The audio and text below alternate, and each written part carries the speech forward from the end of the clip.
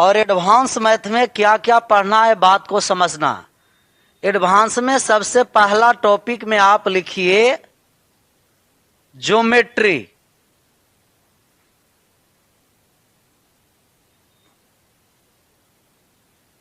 ज्यामिति, ज्योमेट्री ज्यामिति। मास्क खोलिए सर, ऐसा आवाज नहीं जा रहा है, आवाज में दिक्कत है, मास्क खोल देंगे।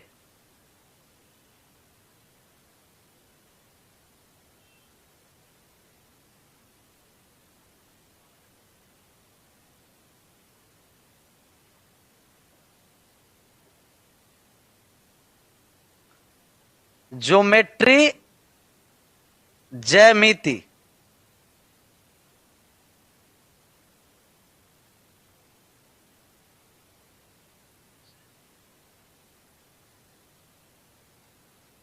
नहीं ठीक है सर, ठीक है, तो मास्क लगा ही करके पढ़ाने दीजिए, आराम से, सेफ रहेंगे, आप लोग भी सेफ रहिए। तो ज्योमेट्री में आपको पहला टॉपिक पढ़ेंगे। ज्योमेट्री में सबसे पहले line and angle. Line and angle, रेखा तथा कोण। रेखा तथा कोण सिलेबस से पहले आराम से लिख दीजिए, इसके बाद 1 बाय 1 आज समझना है। इंट्रोडक्शन, लाइन एंड एंगल, रेखा तथा कोण। दूसरा में लिखिए पॉलीगॉन।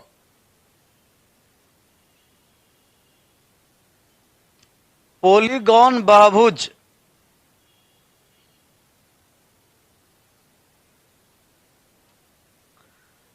पॉलीगॉन बहुभुज।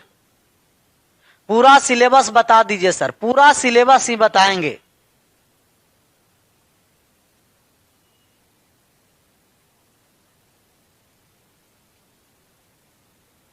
एडवांस में सबसे पहले ज्योमेट्री देखेंगे, ज्योमेट्री पोर्शन, और ज्योमेट्री पोर्शन में लाइन एंड एंगल, उसके बाद पॉलीगॉन बहुभुज।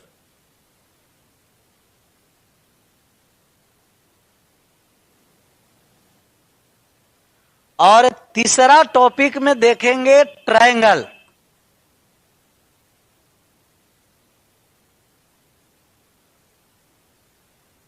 ट्रायंगल त्रिभुज।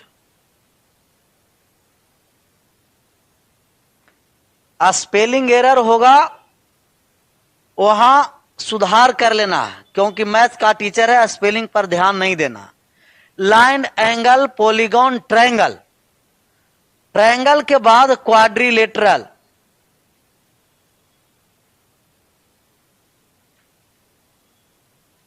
क्वाड्रिलेटरल चतुर्भुज।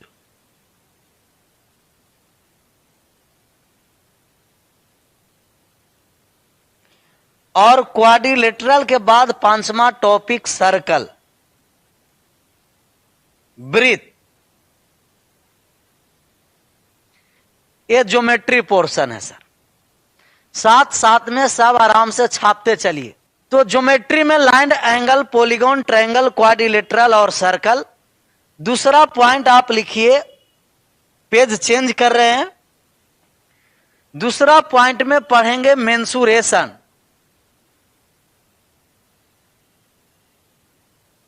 मेंसुरेशन,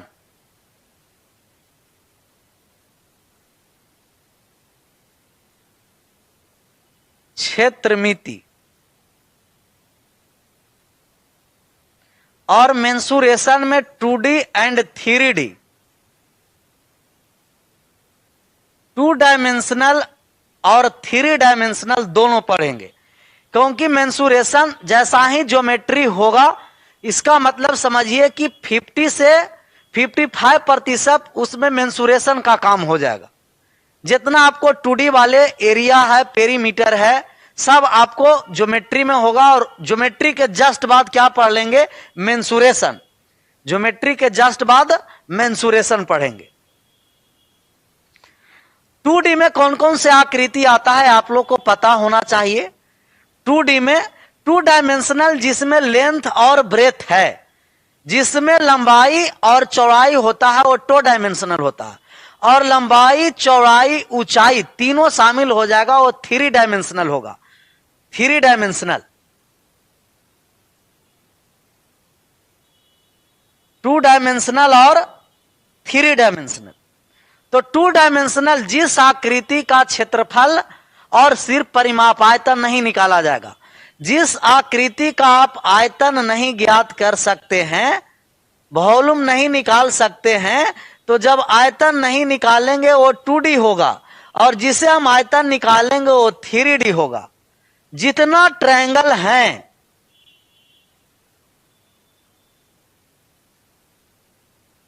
वो 2 डायमेंशनल होंगे। क्वाड्रिलेटरल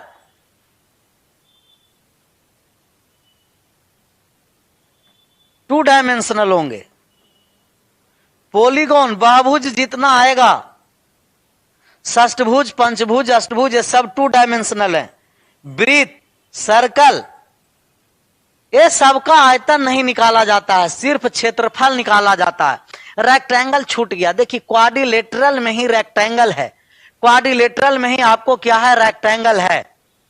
तो क्वाड्रिलेटरल में आएंगे तो इसमें पैरेललोग्राम है, स्क्वायर है, रेक्टेंगल है, रोम्बस है, ट्रेपीजियम है, काइट है, वो सब 1 बाय 1 किस में चलेंगे तो क्वाड्रिलेटरल में आएंगे। तो ट्रायंगल में भी बहुत सारे हैं, साइड के आधार पर है, आपको साइड से और कोण से 3-3 त्रिभुज, 6 त्रिभुज हो जाएंगे, टोटल 6 ट्रायंगल।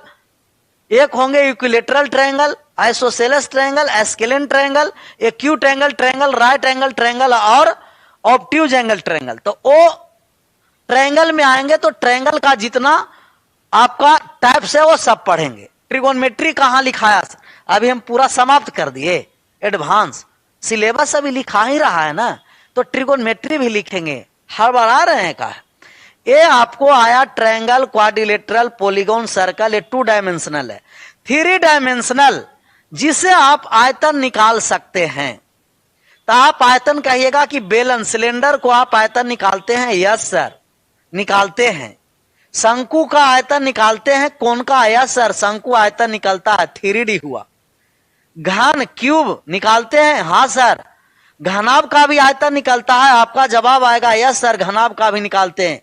क्यूबॉइड, घनाभ का भी आयतन निकलता है, घनाभ, घन घनाभ का आयतन निकलता है।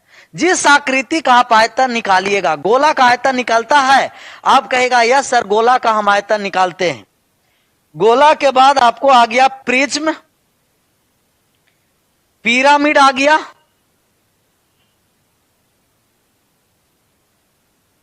Pyramid, समचतुष्फलक, tetrahedral, समचतुष्फलक, tetrahedral. तो जिस आकृति का आयतन निकालेंगे वो 3D आएगा, और जिस आकृति का आयतन नहीं निकालेंगे वो 2D आएगा।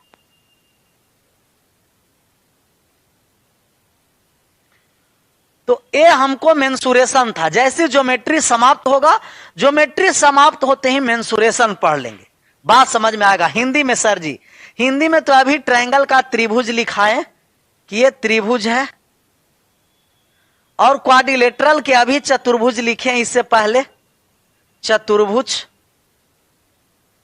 पॉलीगॉन का बहुभुज अभी लिखे, और सर्कल का मतलब वृत्त।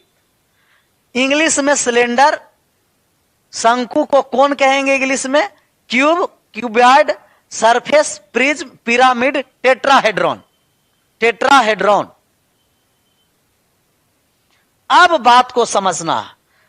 तीसरा के बाद जो चौथा, पहला ज्योमेट्री मेंसुरेशन, तीसरा टॉपिक में पढ़ेंगे कोऑर्डिनेट ज्योमेट्री,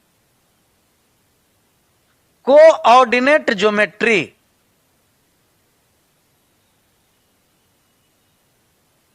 निर्देशांक ज्यामिति,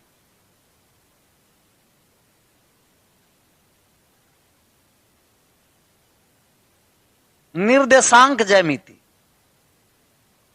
और चौथा टॉपिक आपको रहेगा अलजेब्रा,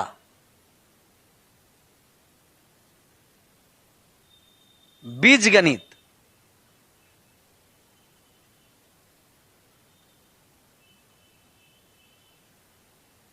ये अलजेब्रा से आपको 10 से 12 से 15 क्वेश्चन आपको सीजीएल मेंस में रहता।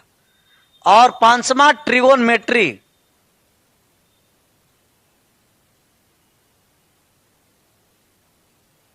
त्रिकोणमिति।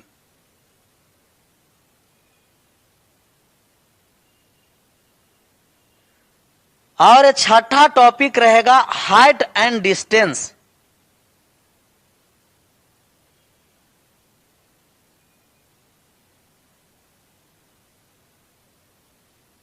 ऊंचाई तथा दूरी।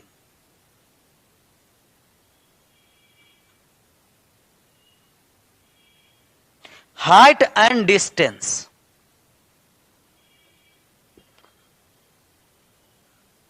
सातवां टॉपिक रहेगा स्टैटिक्स, स्टैटिस्टिक्स, सांख्यिकी।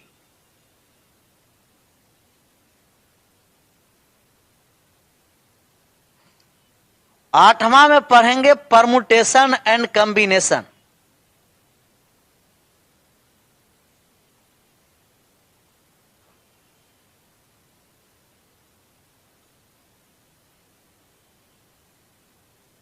क्रमचय तथा संचय।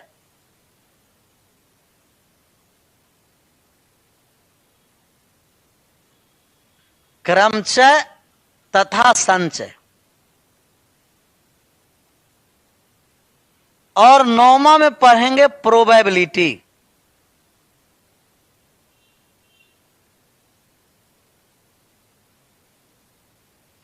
प्रायिकता।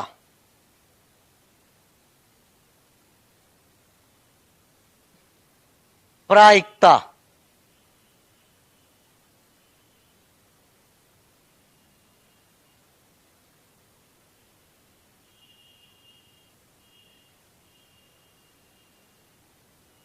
प्रायिकता छाप लीजिए।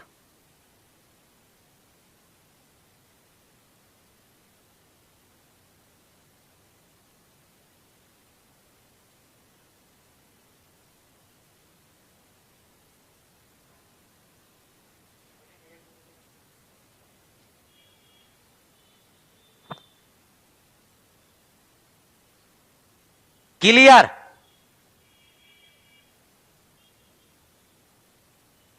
फाउंडेशन कोर्स क्या होता है? फंडामेंटल। आराम से। फाउंडेशन का मतलब कि आपको फाउंडेशन, फंडामेंटल, मौलिक अधिकार, जो आपको जीरो से स्टार्ट किया जाएगा, वो फाउंडेशन होता है। नेक्स्ट, अब बात को समझो। इतना टॉपिक हम लोग का पढ़ना। ज्योमेट्री में line, angle, polygon, triangle, quadrilateral, circle. दूसरा मेंसुरेशन 2D एंड 3D। जिस आकृति का आयतन निकालेंगे वो 3D होगा, और जिस आकृति का आयतन नहीं निकालेंगे वो क्या होगा? 2D। क्वाड्रेटिक इक्वेशन अलजेब्रा में ही सब इक्वेशन पढ़ना है। अलजेब्रा में ही टोटल इक्वेशन पढ़ना। अलजेब्रा में आपको क्यूबिक इक्वेशन आएगा, क्वाड्रेटिक इक्वेशन आएगा, मैक्सिमम मिनिमम भी वैल्यू आएगा। उसमें तो अलग टाइप, उसको नहीं है क्वाड्रेटिक इक्वेशन अलग लिखेंगे, क्यूबिक इक्वेशन अलग लिखेंगे। ट्रिगोनमेट्री है, height and distance, statics, permutation and combination, probability. तो ये आपको स्टैटिक्स, प्रोबेबिलिटी और परमुटेशन कॉम्बिनेशन ये आपको रेलवे में पूछता है बहुत ज्यादा। इससे क्वेश्चन आपको रेलवे में आता है। एसएससी में इससे क्वेश्चन नहीं आता। नेक्स्ट पर ही आ रहे हैं।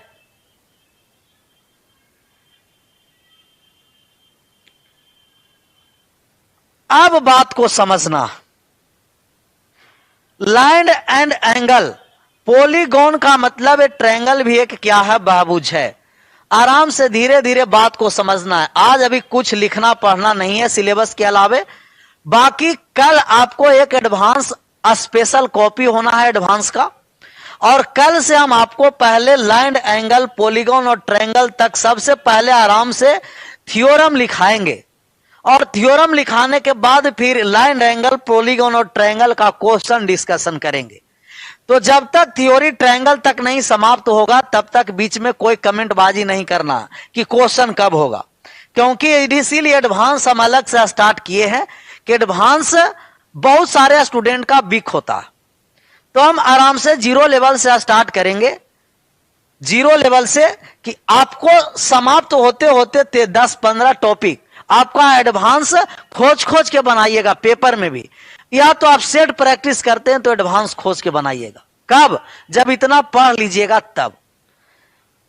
तो ट्रायंगल में हम लोग को क्या क्या पढ़ना है, बात को समझना है। पॉलीगॉन में लाइन एंगल में रेखा क्या है, कोण क्या है, न्यून कोण क्या है, अधिक कोण क्या है, जैसे बात को समझना है कि लाइन और एंगल, एंगल में हम आपको पूछेंगे कि एक्यूट एंगल किसे कहते हैं।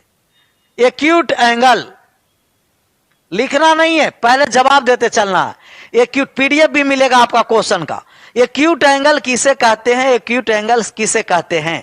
ज्योमेट्री कमजोर है, मेन तो ज्योमेट्री है सर, ज्योमेट्री समाप्त हुआ। ज्योमेट्री पढ़ने में मजा भी आएगा, ज्योमेट्री पढ़ने में क्या होगा, मजा आएगा।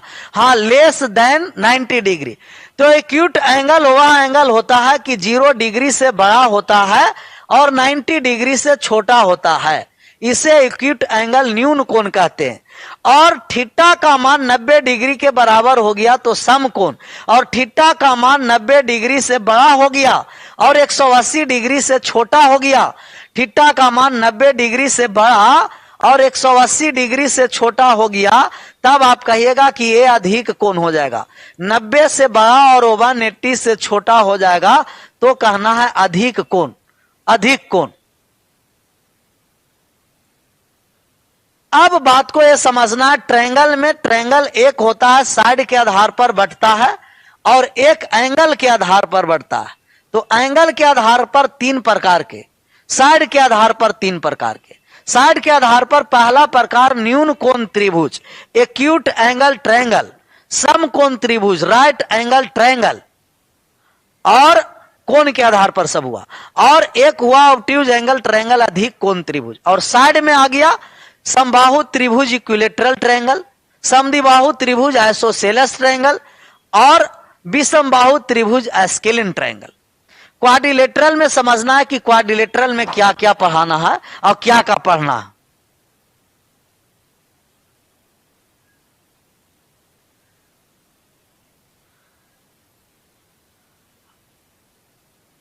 क्वाड्रिलेटरल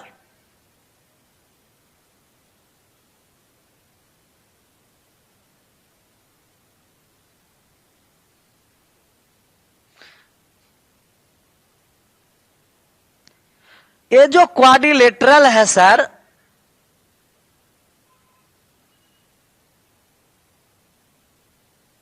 चतुर्भुज, सबसे पहले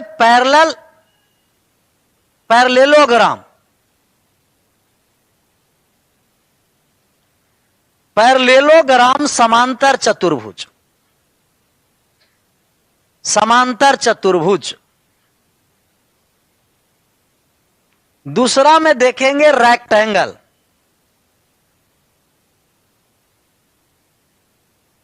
आयत, और तीसरा स्क्वायर, वर्ग, और पांचवा ट्रेपीजियम, समलंब चतुर्भुज।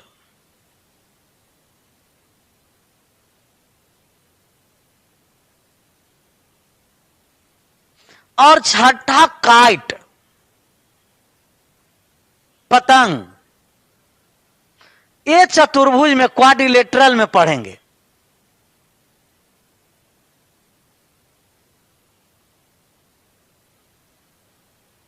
इसमें क्या पढ़ना है, quadrilateral, parallelogram, rectangle, square, rhombus, trapezium और काइट, पतंग। पतंग के बारे में जानते होंगे। अब बात को समझिए, समांतर चतुर्भुज जिनके आमने सामने की भुजा समानांतर और बराबर होती है, समांतर चतुर्भुज। रेक्टेंगल और स्क्वायर, पूरे चतुर्भुज के खानदान में 2 ही ऐसी आकृति है, पूरे चतुर्भुज के खानदान में 2 ही ऐसी आकृति है दो ही ऐसी आकृति है पूरे चतुर्भुज के खानदान में जिसका प्रत्येक कोण 90 डिग्री का होता। पूरे चतुर्भुज के खानदान में दो ही ऐसी आकृति है जिनका प्रत्येक कोण कितना डिग्री का होता है? 90 डिग्री का। कौन कौन से? एक आयत और एक स्क्वायर, आयत और वर्ग, आयत और वर्ग। तो इनका प्रत्येक कोण 90 डिग्री का होगा, आमने सामने की भुजा बराबर। रोम्बस का कोई कोण 90 डिग्री का नहीं होगा, लेकिन प्रत्येक भुजा बराबर होगा। ट्रेपीजियम का दो भुजा समानांतर होता है और दो भुजा असमानांतर होता है। और एक काइट पतंग के बारे में जानते होंगे, नहीं जानते हैं तो पतंग के बारे में थोड़ा सा बात को समझना है कि पतंग क्या है। आएंगे ओवन बाय ओवन, डिफिनीशन लिखते चलेंगे, बहुत सारा प्रॉपर्टीज है, सब प्रॉपर्टीज भी लिखते चलना है। पतंग आप लोग देखे हैं कि नहीं देखे हैं? पतंग से आप लोग परिचित होंगे। काइट, पतंग।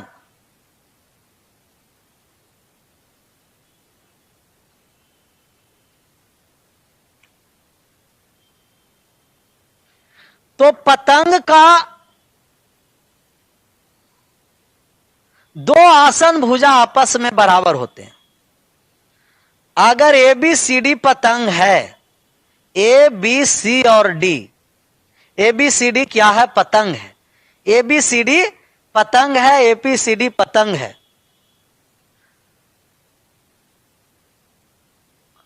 गुड्डी देखें, गुड्डी को ही तो पतंग कहा जाता है।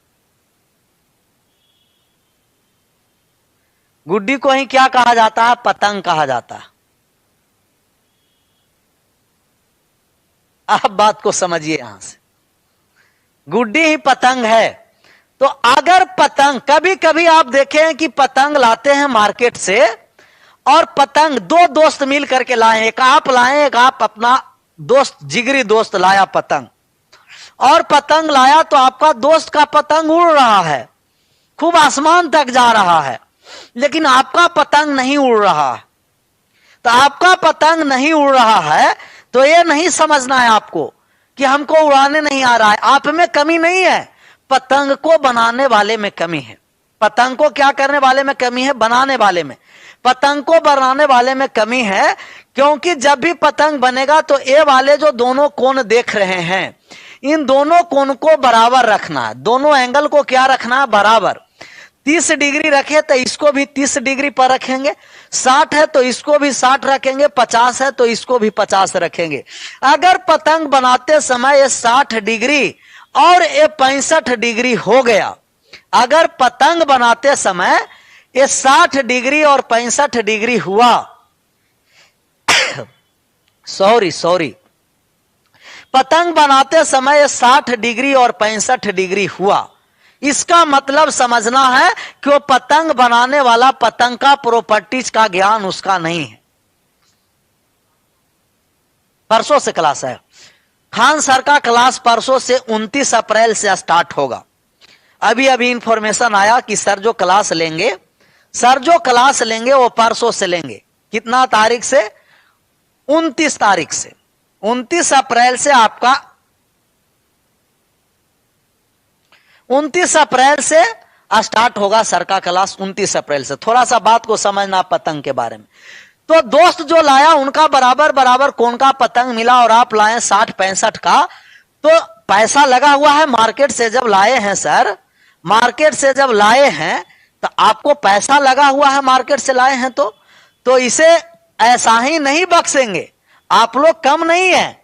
जब पैसा लग गया और पतंग नहीं उड़ रहा है, क्यों नहीं उड़ रहा? कि जैसा ही आप पतंग उड़ाने का कोशिश करिएगा तो ये दोलन इस तरीके से करेगा, और इस तरीके से दोलन करेगा तो ऊंचा नहीं उठ पाएगा, ऊंचाई तक नहीं जा पाएगा। तो आप क्या करते हैं कि जब दोलन करना स्टार्ट हो जाता है, बैलेंस नहीं बन पाता है, तो पतंग में इस तरीके से पूंछ लटका देते हैं। पतंग में इस तरीके से क्या लटका देते हैं? पूंछ। और इस तरीके से पूंछ लटका तो जो बैलेंस गड़बड़ा रहा था उस बैलेंस को क्या कर दिया? बराबर कर दिया। कौन कर दिया? पूंछ कर दिया। तो जब पतंग में पूंछ लटकाए तब पूंछ आपको बराबर कर दिया, और एंगल जो बैलेंस नहीं हो रहा था वो बैलेंस करके आपको अधिक ऊंचाई तक पतंग गया। और जब भी अधिक ऊंचाई तक पतंग गया और इमेजिनेशन करिए कि अगर यहां से पूंछ समाप्त हो जाता, यहां से पूंछ क्या हो जाएगा, पतंग का समाप्त, तो समझिए कि पतंग भी गया और पतंग के साथ साथ धागा भी गया। कहानी में है ना कि पतंग भी गया और साथ साथ डोरी भी चला गया, धागा भी चला गया। कब? जब पूंछ चला जाएगा तब आपको पतंग बनाना है। इस तरीके से पतंग बनाना है कि इन दोनों कोण आपस में क्या होना है, बराबर होना, दोनों कोण आपस में बराबर होना। तो हम आपको क्या करें हैं कि आपको हम पतंग बनाना चाहते हैं, कागज नहीं, क्योंकि तूफान में कभी कभी ऐसा तूफान आता है कि तूफान में कागज भी उड़ना आरंभ करता है। तूफान में क्या उड़ता है? कागज। तूफान में कागज उड़ता है, लेकिन पतंग को उड़ने के लिए तूफान नहीं चाहिए। पतंग को उड़ने के लिए तूफान नहीं चाहिए, पतंग को उड़ने के लिए तूफान नहीं चाहिए। ये मीठे हवा के द्वारा भी, बिना तूफान के साथ भी ये क्या हो जाएगा, आपको उड़ेगा। सर आपका नाम क्या है? नाम भी अभी तक पता नहीं है कि नाम क्या है। नाम जरूरी है, समझ में आए या ना आए, नाम तो जरूरी है। नाम के लिए समझ में आना चाहिए। पीके सिंह सर। तो कागज तूफानों में उड़ता है कभी कभी, तो कागज उड़ गया तो एक किस्मत के द्वारा, इसका किस्मत था, ऐसा किस्मत था कि तूफान आया तो कागज उड़ने लगा। तो कागज के उड़ने के लिए तूफान की जरूरत है, लेकिन पतंग के उड़ने के लिए तूफान नहीं, इसके काबिलियत की जरूरत है। इसके क्या जरूरत है? काबिलियत की जरूरत है, काबिलियत की जरूरत है। तो यहां से एक कहानी यह भी है कि कागज अपने किस्मत से उड़ती है, कागज अपने किस्मत से उड़ती है, परंतु पतंग अपनी काबिलियत से। कागज अपने किस्मत से उड़ती है, परंतु पतंग अपने काबिलियत से। किस्मत साथ दे या न दे, किस्मत साथ दे या न दे, परंतु काबिलियत एक ना एक दिन जरूर साथ देगी। काबिलियत एक ना एक दिन जरूर साथ देगी। तो किस्मत को कोसते नहीं रहना है, किस्मत को कोसते नहीं रहना है, काबिल बनना है, उस काबिल। और जिस समय आप काबिल बन गए तो किस्मत साथ दे या ना दे, काबिलियत आपको एक दिन जरूर साथ देगा। कौन सा देगा? काबिलियत। काबिलियत साथ देगा। तो किस्मत पर रोना नहीं है, आपको कर्मवादी बनना है, भागवादी नहीं बनना है। कैसा बनना है? कर्मवादी बनना। पूरा सिलेबस लिखा दिए और आराम से यहां सिलेबस पूरा आराम से लिखिएगा। क्या बनना है? भागवादी, कर्मवादी नहीं।